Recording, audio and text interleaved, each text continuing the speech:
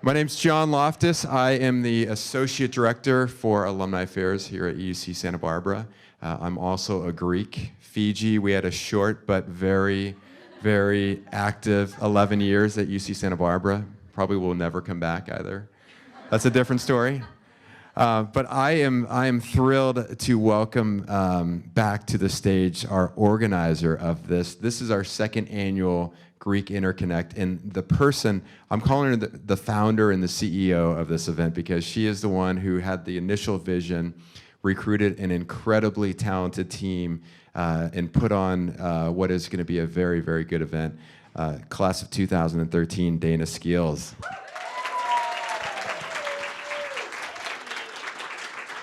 Thanks, John. As he mentioned, I'm going to echo sentiments. Thank you for coming to the second annual UCSB Greek Interconnect. This was a sparkle in my eye about 2 years ago, and now here we are, year 2. So first things first, as John mentioned, Alpha Chi Omega. Do I have any AKOs in the house? Yes.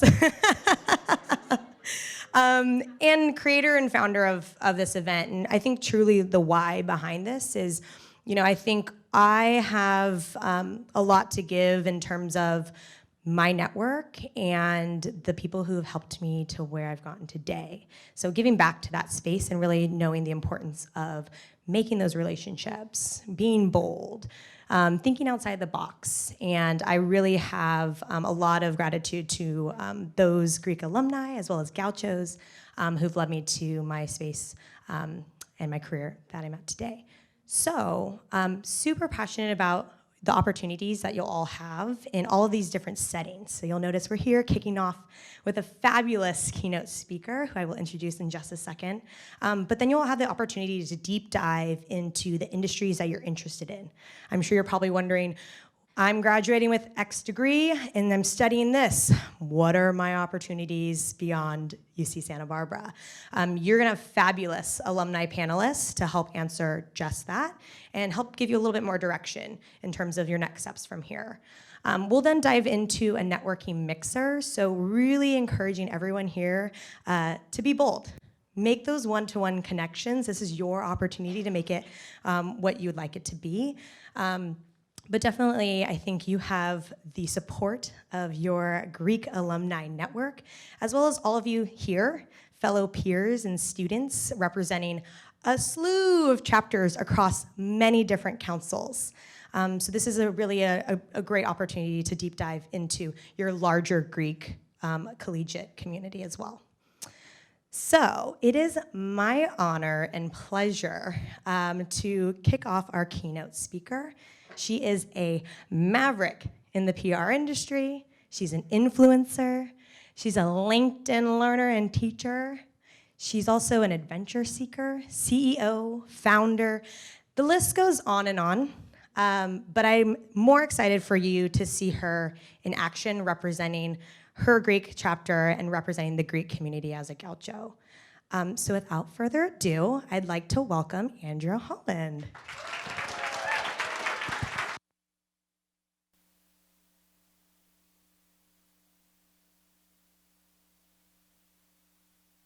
All right. That's awesome. That's better than a walk-up song. Thank you.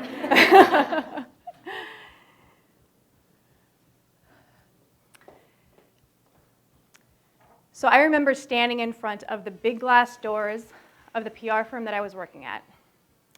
I was in San Francisco. I was 30 years old. It was cold out. Shocker. And in one hand, I had a $5 cup of coffee. And in the other, I had my tote bag with my laptop. Today was a big day. Today was my annual promotion. But it wasn't just any annual promotion.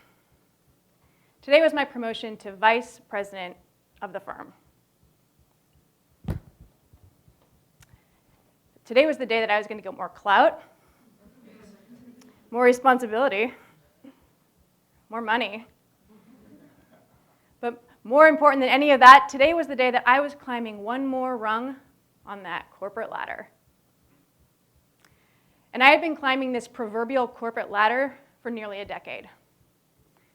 starting off as an intern, moving to an account coordinator, to an assistant account executive, to an account executive, to a senior account executive, to an account supervisor, to an account director, and now vice president. Success, right? Because that's what you do. You start at the very bottom and you work your way up until you hit that role, and then you get married, and then you have kids, and then you definitely have to keep working, and then you get a house, and then you have a mortgage, so you really have to keep working, and you keep climbing and climbing and climbing, and all of a sudden you're 65, and it's like, oh, well, I really hope I have enough money and my health right now so I can go travel. And then soon after that, it's over, right? I mean, I was right on track. I was right on track. But I'll tell you, I was having a hard time opening those doors that morning. A really hard time. And I remember I had been thinking so much about what I wanted my life to look like. And was I really happy? What was going to bring me happiness? I knew that I wanted more freedom. I wanted to travel. I wanted flexibility. And I wanted to start my own venture, even though I had no idea how to do that at the time. So I was quickly learning that what I thought my long-term goals for happiness weren't really falling into this corporate schema. So I stood outside that door, still cold, still holding that $5 cup of coffee, and I felt guilty. I remember feeling guilty and feeling anxiety, and I felt guilty because I was supposed to want this. I was supposed to want this. This is something that I had been working so hard for, and this is something that my peers, we all together had been working so hard for this. Because everyone told me, you're going to climb the corporate ladder, and when you get to the top, it's going to be great. It's going to be so rewarding. Well, here I was, about to be at the top, and I just didn't feel that rewarding. So I had a lot of inner conflict. But in that moment, I opened the door, I walked inside, I sat down, and I had my review. And I got the job. And I will never forget what my boss said to me.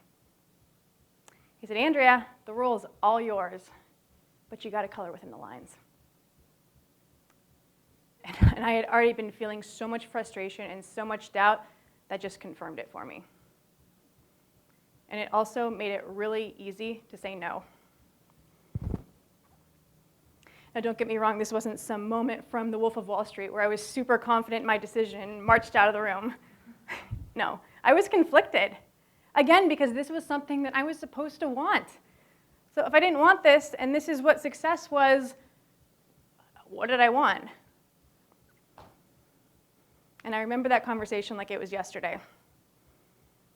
And now, 5 years, 4 business ventures, 10, 11, maybe 12 countries, and a whole lot of grit later, I have come to one conclusion. That success is not linear. It is a jungle gym.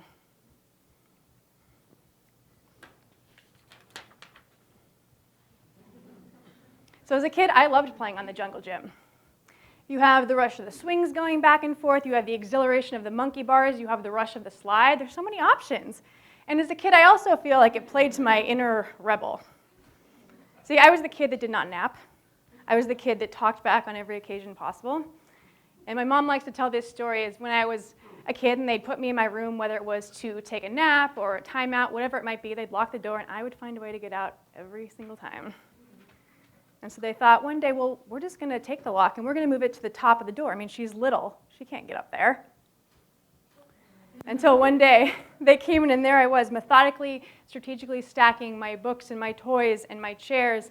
And the way the story goes, I'm standing on one leg and I'm like, I'm out. Because heck with the rules.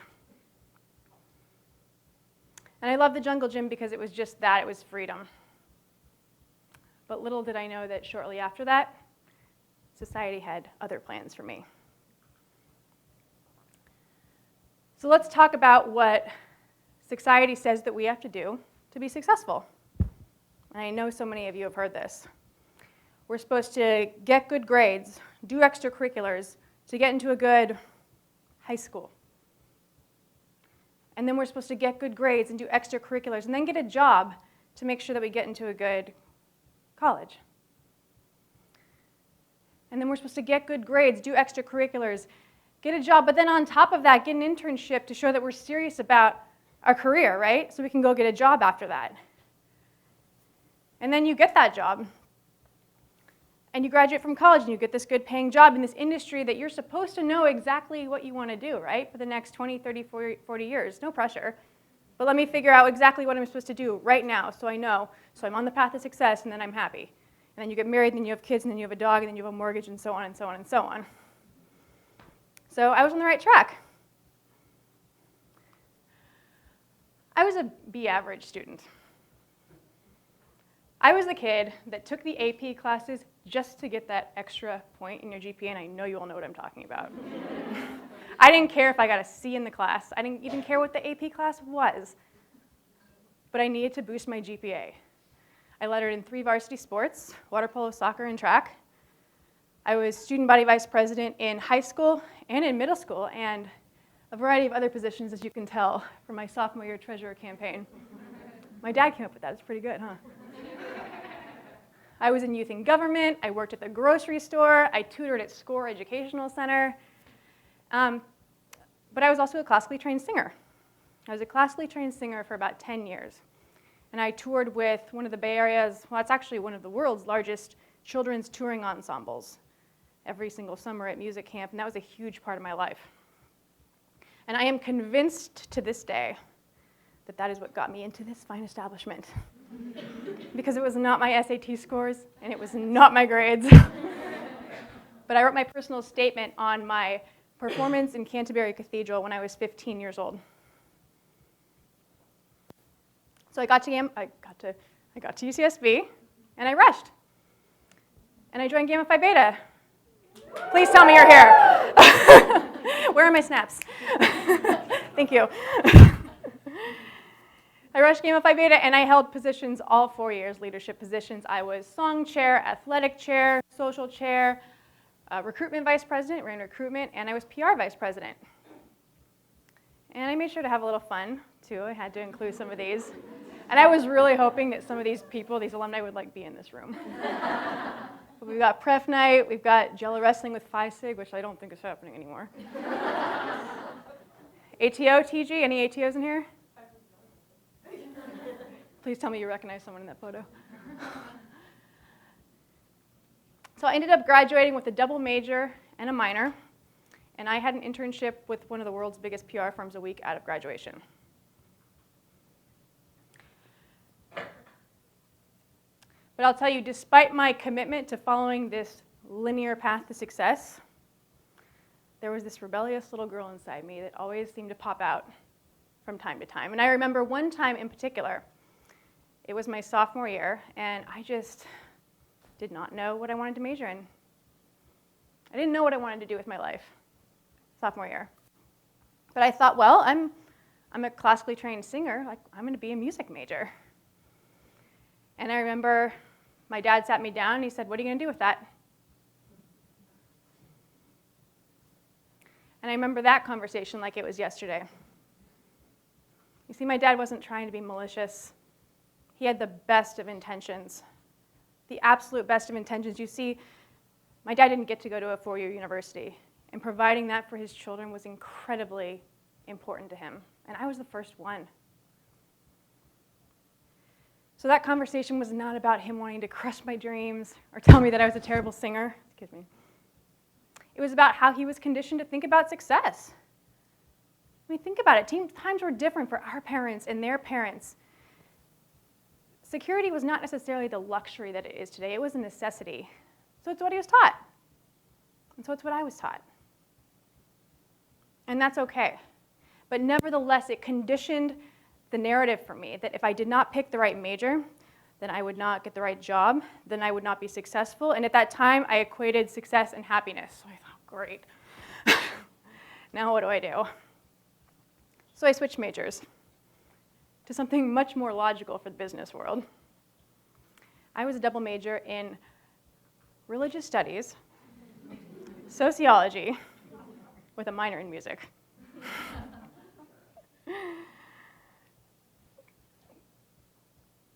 But you know what? I still didn't know what I wanted to do. I remember going home. It was December of my senior year of college, and we were home for the holidays. And I have a younger sister who played soccer at Stanford, and her goalkeeper coach was an Irish guy named Derry. And Derry had come to America for this job. He became very good family friends of ours, and so he was joining us for the holidays. And he took me aside and said, well, Andrea, I'm not going to do the Irish accent. Don't even ask. He said, Andrea, what are you going to do? What are you going to do? You graduate in 6 months. I said, Derry, I don't know. But I'll tell you what, I'm the public relations vice president of the sorority, and I'm very, very good at that. So maybe, I was envisioning, maybe I'll be like Samantha Jones from Sex and the City. And he said, well, actually, I have a cousin, he was his first cousin, who lives and works in San Francisco, and he works for a big PR firm. He's like, if you want, I'll put you in touch. I said, great. I'll take the lead. So I got back to school in January, and I cold called him from the Gamma Phi Beta kitchen. And I said who I was, I explained what I was looking for, what I wanted to do, and we talked for about an hour. And at the end of the conversation, he said, I'll help you out. He's like, I'll help you out the best I can. He can't get me the job. He's like, but I'll put your name in the running for an internship at Fleischman Hillard, one of the world's biggest PR firms. I said, great. Great. And I got it. And I started a week after graduation as one of the 7 interns in the class. We actually called it our little pledge class. I think half of us were in the Greek system. So that was 12 and a half years ago. And in that 12 and a half years, there are 3 things that I have found to be true. One of them is that failure is the absolute best thing that will ever happen to you. That networking, your network is your net worth, and that the gold is in the gray area. So I want to talk about failure first because I feel like it's the first thing, not the first thing, it's one thing that we all have in common, and one thing that we're all afraid of. Who here is afraid of failure? I was really afraid that no one raised their hands. I'm like, this is going to be a tough crowd. Someone willing to tell me why you're afraid of failure? Anything? You don't know how you're going to bounce back for it. It's embarrassing. I mean, those are on my list. I know I was afraid of failure. If I failed, this is what would happen. I was going to fall off that path to success. I was going to be embarrassed. I was going to feel stupid. I was going to disappoint my family. I was going to disappoint my friends. I wouldn't get that job, or I'd get fired from that job. I wouldn't get into that graduate program, or I'd get kicked out of that graduate program. The list goes on. Heck, I was terrified to even stand up here and give this keynote and talk to you today. A couple weeks ago, my mom called me up and she's like, are you going to do the keynote? And I said, yeah, I'm going to do it. You know why? Because the only reason that I wouldn't do this right now is because I'm terrified. And in my mind, that wasn't a good enough reason. So I read an article recently that this generation, you guys in front of me, are the most afraid of failure than anyone, any generation than ever before. That you're so afraid of this pressure to be perfect, how stressful. But let me tell you something, though. It is part of the journey. And when you do, and I don't say if, and I say when you do, the world is not going to crumble, and you're not going to crumble, and you're going to learn a whole lot along the way. This next part's fun. So when I was in high school, I got kicked out of my role as student body vice president for cheating on the math final. I literally had to stand up in front of the school and read a letter that I wrote it, addressing them as to what I did and why I was removing myself from this role. Well, they were nice about removing myself. They were kicking me out. Rightfully so. My freshman year of college Winter quarter, failed out. Completely failed out. I could not handle the pressure of being away from home, the sorority, partying, all those components, could not handle it. My dad wrote me a letter and he said, if you don't get these things together, you know, talked about GPA and different parameters, you're coming home, we're not paying for this. And again, rightfully so. I did make it through that. And then I worked at Bacara, now the Ritz-Carlton.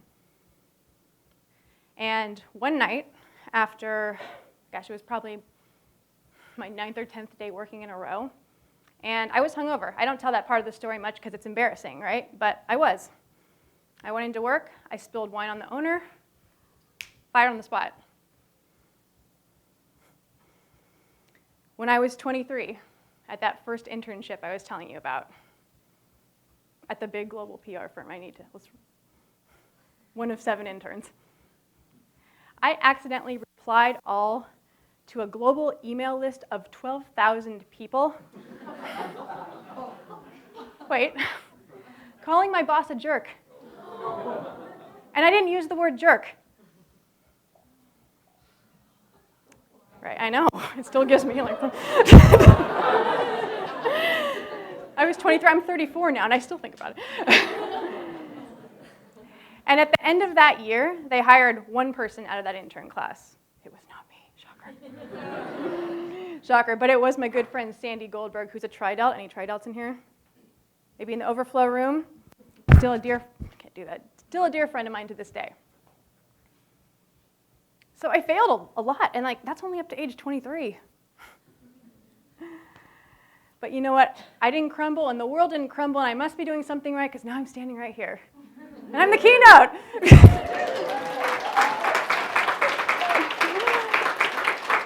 Thank you. Because you know why? You know why? It's not about having it all figured out.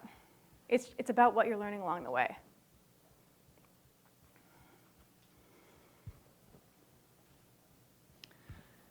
So as I mentioned, my first job came through a family friend.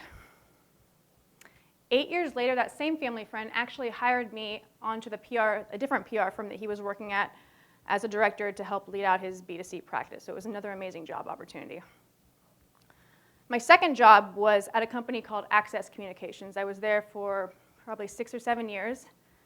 And the woman who hired me was a Gamma Phi Beta from Denver. It happens. I am an author, instructor, teaching PR courses on the LinkedIn Learning platform. It's formerly lynda.com. Some of you might be familiar. And it's an honor. It's truly an honor to be able to teach on the platform, be backed by LinkedIn, and be able to have that opportunity. Well, it's a coveted spot, and you have to be invited to do it. Well, my opportunity came at my mailbox at my house. I was getting the mail one day, and I started chatting with my neighbor. Turns out he works at LinkedIn. We get back and forth.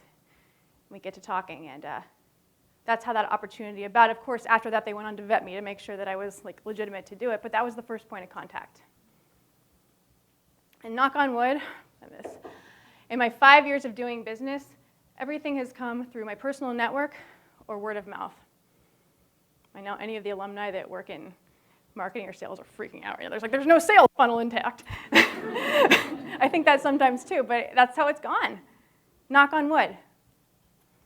And I give those examples because everything, some of the most important business opportunities that I've had in my life have all come through my personal network. I feel like there's this common misconception about what it means to build your network. People think that I'm sitting behind my computer, I'm on my phone, I'm on LinkedIn, and I'm talking to people and I'm adding them, and I'm amassing all these numbers. Look at the big network I have. I'm here to tell you that couldn't be further from the truth. How many of you are connected with somebody on LinkedIn or friends with someone on Facebook that you've never even met? For sure. And do you trust them the same way that you would someone that you've worked with, had a class with, even gone to a party with?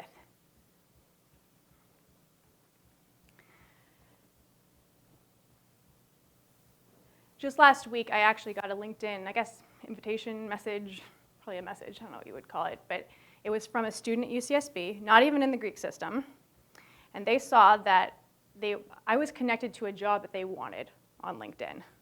And again, never met this person. We didn't even have any connections. And he said, will you refer me to this job? And I said, well, and let me just say, here's the thing. If I had, again, had a relationship with this person, had I looked them in the eye, had I shaken their hand, had a class, had a job, even met him in a coffee shop, I would have had no problem vouching for this person. But we didn't have a relationship. So people talk about building your network. What does that take? Wherever you're building relationships is where you're building your network. You just never know when these opportunities are going to arise, and there is so much value in getting off your phone, talking to people, engaging, and being present. You just never know. In 2015, I was sitting at a cafe in Bali, working, doing some PR, and there was a guy next to me on his laptop. And I kind of peeked over because his headline really caught my eye. And the headline was, How I Built My Business Traveling the World. And I was like, well, that's really interesting, especially coming from San Francisco and Silicon Valley. So I continued kind of just peeking over his shoulder, and it was really substantiated. He had all kinds of charts and graphs and financial breakdowns of his cost of living in Seattle. He was formerly with Microsoft, and now he was building his own venture. So it was all very substantiated in that sense, and this was a long article he was writing. And so I finally tapped him on the shoulder and said, I'm sorry, I've been reading what you're writing. But this is really interesting. What do you mind me asking, what are you doing? What is this? What's your business? And he explains it to me, and the PR lights are going off in my head. I'm like, well, this is a really great article. Where are you publishing this? And he looks at me and goes, I was just going to put it on my blog. I said, okay. Well, how many viewers does your blog get? I don't know, 100 or 200. And he said, Jay, his name was Jay from Seattle. I was like, you have to get this published. Do you know how many people this story would resonate with? It's just amazing. In the fact that you're doing it. This is not just theoretical, you're actually doing it. So we talked for a bit longer, and I'll tell you, within an hour, he was a client. I had him sold. And we got that piece published on entrepreneur.com, and within, I think, 2 months, it had reached more than 1 million people. Jay was tweeted at by Tim Ferriss, by Richard Branson, which was an amazing opportunity for him in itself, because ultimately that was just links back to his business. After that, I had this brilliant idea for my second venture, and I actually went on to build out a year-long PR program for digital nomads like himself. It was an online PR program of how to get published. And Jay became an amazing use case for me. He was like my spokesperson. And after that as well, I now had relationships with probably 20 new reporters because of this great story. You just never know. One of my longest standing clients with my PR firm, Dialed PR, I met on a beach in Costa Rica 9 years ago. This was before I even had a company. This was before I even was consulting anything, but it was someone that I met, it became a connection, and over the years, that was nurtured and that was cultivated until they were ready. It doesn't always happen at once. But at that point, he trusted me. You just never know, and you never want to underestimate the power of one connection. And some of the most important business connections that I've made in my career have been at parties, on beaches, in the Greek system, on airplanes.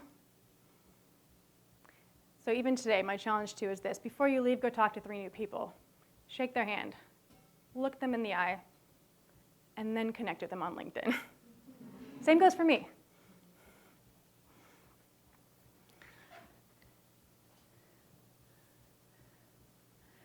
Soon after I declined that role for vice president, my life went off the rails a little bit. It was the first time in my life that I had nobody telling me what to do, which is great. I don't know if you're getting the sense of it. I like that. But that also meant I had no idea what to do. But I did know that I wanted something more, and I knew I had to try. I ended up giving up that cush 6-figure PR job in San Francisco, that matching 401k, those benefits, that expense account. And how many of you live in San Francisco? Okay, this is what I gave up. I gave up a 2-bed, 1-bath apartment on Hyde and Green in Russian Hill for $2,100. I know. It still makes me like And I had a group of friends up there. My family's in the Bay Area, and I left. I'm changing cities. I'm trying something new. And I came down here to Santa Barbara to try my hand at consulting. And at first, it was barely enough clients to pay the rent. And I also had no friends because I was starting over, and there really wasn't anyone here anymore. And so I started participating in various activities around town. I started playing beach volleyball, joined young professionals groups, and one day I got invited to a barbecue for tech entrepreneurs. This is right up my alley, especially coming from Silicon Valley. So I went and I had a conversation with a guy who was telling me about an entrepreneurship program that he did in Bali last year, the previous year.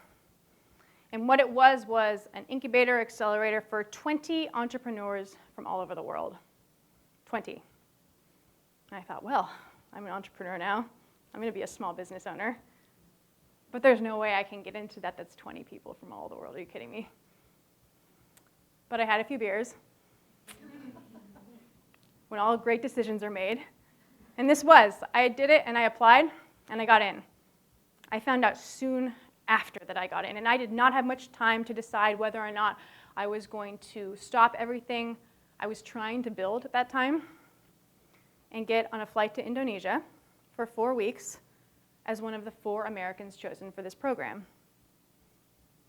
Super exciting. Also terrifying.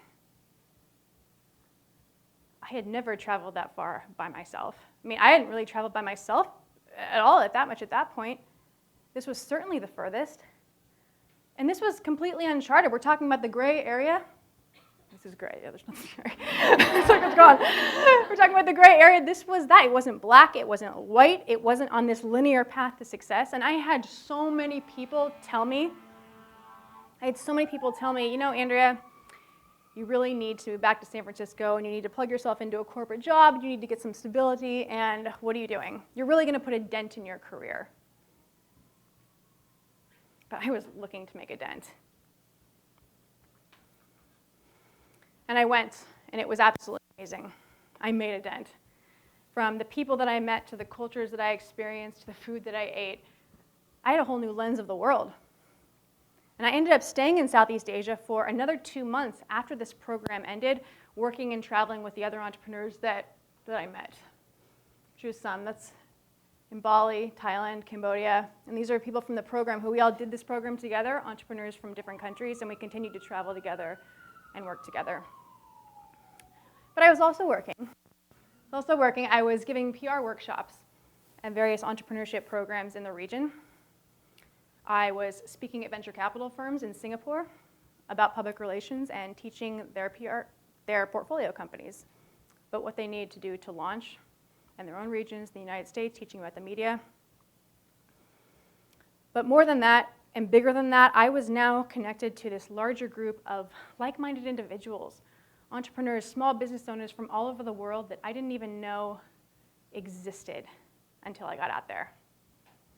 And I never would have known existed had I stayed in my cubicle in San Francisco. This is about the time that all of my friends started getting really, really jealous of my Instagram posts. There's just 3 up here for now. I won't spare you the boredom. But after that, for the next 2 years, I actually went on and off and went on to work on and off in different countries. And doing just that, and it wasn't just for travel and fun. I was building my network. I was expanding my global network. I was getting clients in different parts of the world. I was meeting all kinds of different types of talent. I actually just got back from Greece. I was there for 2 months this summer working. That was in Cuba late last year. And this is actually one of my favorite photos. And this actually showed up in a Forbes article once as the image, because what I'm doing here, I'm actually texting with a Forbes reporter in the Sahara Desert in Morocco. But it ended up as clip art somewhere. But I was embracing the gray because I was finding a lot of gold in the gray.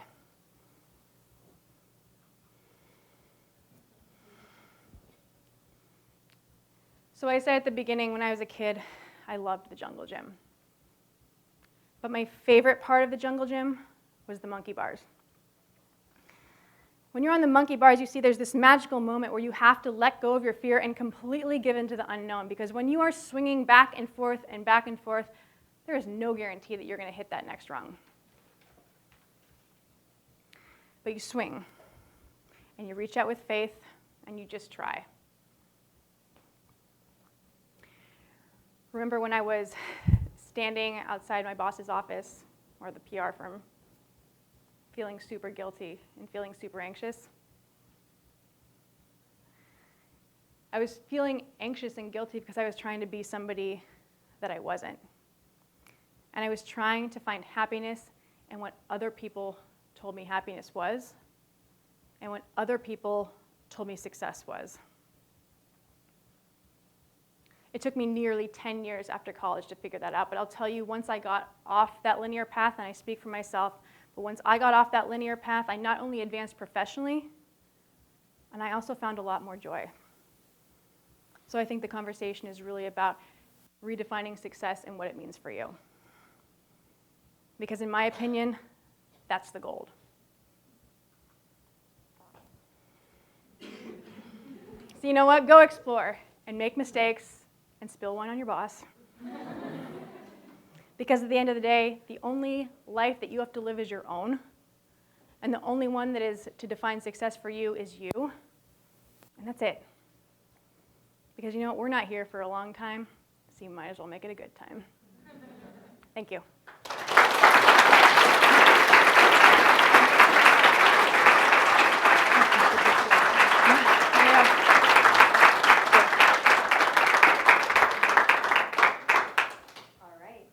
Is this on? Hot mic, hot mic. So we do have some time for Q&A. So feel free, raise your hand in this room. Overflow room, if you have questions, our wonderful facilitator, Britt, will help to text that right over to us. So we'll kick off in here. Any questions for Andrea?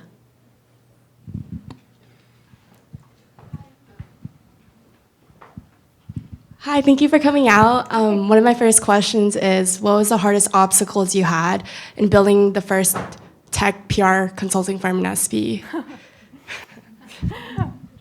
I'll use my mic. I don't even know where to start with that one. Let's start with the fact that I had no idea how to build a business. But I will say that not knowing that, the only thing that I had to focus on, and really the only thing that I had, was my craft and what I did. And I tell this story often because people ask me, how did you start? And I didn't even have a website. I didn't have a name for my first 2 years. All I cared about was doing good work. That was all that I cared about, because if I wasn't doing good work, then I wasn't going to get to that next client. And that person wasn't going to refer me to someone else. So to answer your question, the biggest hurdle was learning how to build a business along the way, and in tandem doing that with the craft of what I was doing. And there was a lot of mistakes along the way. Everything from the finances of it to the marketing of it. Because PR and marketing are very, very different too. And that's something I can touch on as well. But there's a lot of aspects to running the business that I was not trained for. But I would say the most important thing if you are going to start a business is to be bulletproof in your craft and do it well. Because that's when people are going to trust you, customers, clients, et cetera. Does that answer your question? Okay. Yeah.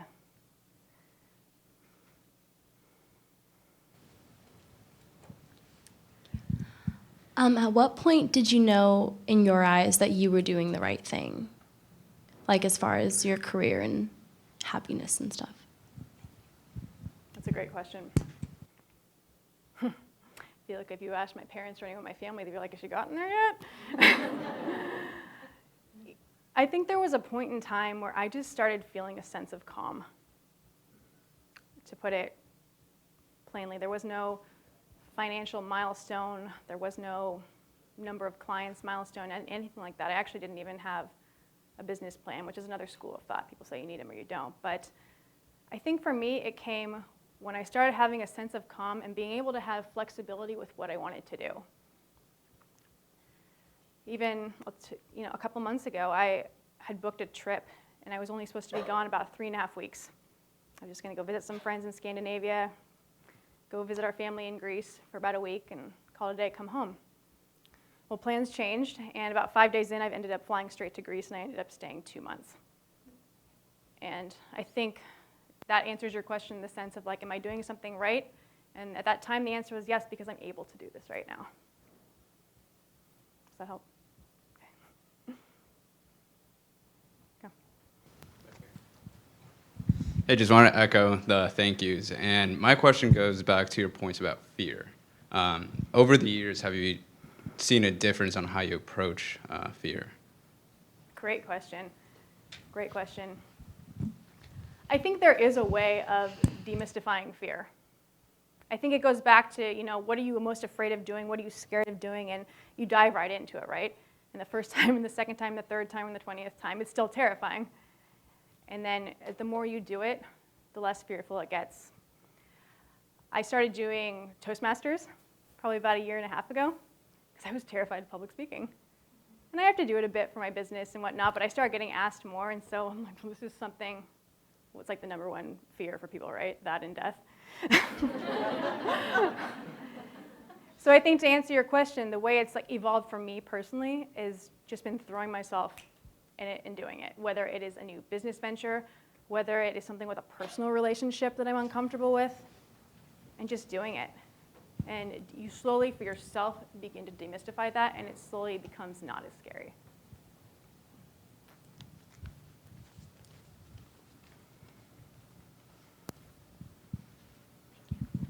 Could you elaborate on your perspective on PR and marketing, like what the differences are? Sure. Sure. This is also, I'm going to take a shameless plug right here, too, in a minute. But PR, the best way I know how to explain is if you read about something on a billboard, that's marketing.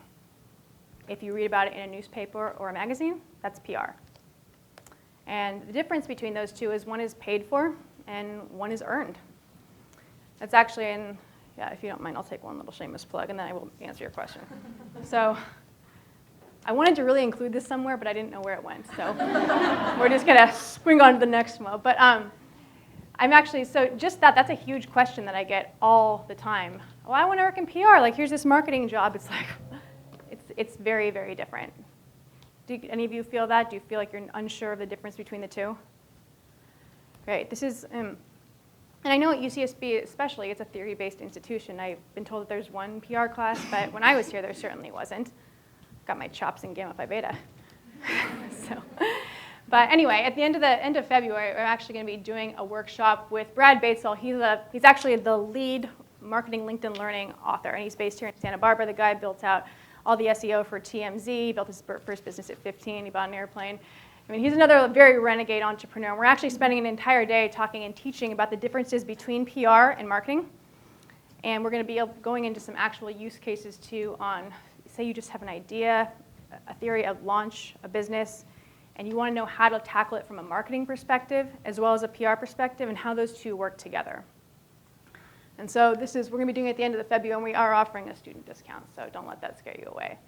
But if it's, I think, back to the point of networking as well, it's not too late to start, because whether this is something that you want to learn about because you're unsure for your own career, or you want to network with other people doing the same thing, or we're having people flying from all over the nation that are business owners as well to attend this, it's always a great place to start.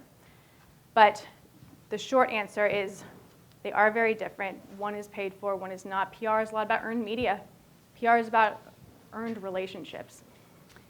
So I'm not paying a reporter to write this story. People often think, well, how much can I pay you to get me on the cover of TechCrunch? It doesn't work that way. It works by the person, whether it's the founder, whether it's the PR person, having a relationship with that reporter. And even if they don't have one, knowing how to build that relationship to get in front of them, to pitch them a story that might be interesting to them after doing a ton of research in the process.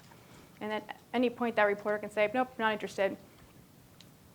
My personal opinion is that's a lot harder than marketing, especially this day and age. But marketing, there's money thrown behind it. So that always does make things a lot easier. The flip side is, and you guys tell me, when you're reading something and you know it's paid for and you know it's an ad, do you take that as seriously or believe that as much as something that you know is someone's writing honestly from their own review of it? So does that answer your question? Okay, of course.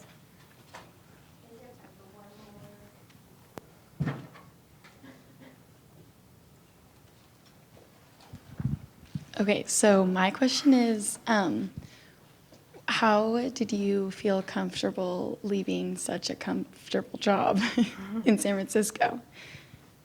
I wasn't comfortable at all. At all. I was leaving a comfortable situation. I think in general in life, leaving a comfortable situation, even if you know it's not good for you, I don't care whether it's professional or personal, is always terrifying. But you're never going to know unless you step out of the comfort zone and at least give it a shot. And me personally, I knew what it was like in the corporate world at that point. I knew what it was like to sit behind my desk, and I knew, and I saw my bosses and I saw their lives. And so for me, that was enough to be like, you know what, I'm at least going to try. And the truth is, I did not have a huge savings account. I didn't have a trust fund. I really didn't have that. And so it was just giving it a shot. And somebody said to me, this just came to me, but it's always kind of stuck with me, is like, you'll always have a place to go back to. There'll always be a couch. You know, I'm very blessed. I have a family up north that, like, I can always go home. And I know not everyone has that, but to answer your question, it never was comfortable. But I knew at the end of the day I could always go get a job.